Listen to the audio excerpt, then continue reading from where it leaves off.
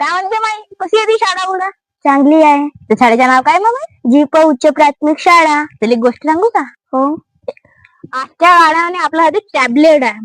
त्या काळी महाराजांच्या हाती तलवार होती आणि तलवारनं टॅबलेटच्या एकच काम आहे, स्वाभिमान राखणे. कसं काय रे मामा? आपण टॅबलेटवर ज्ञान मिळवतो.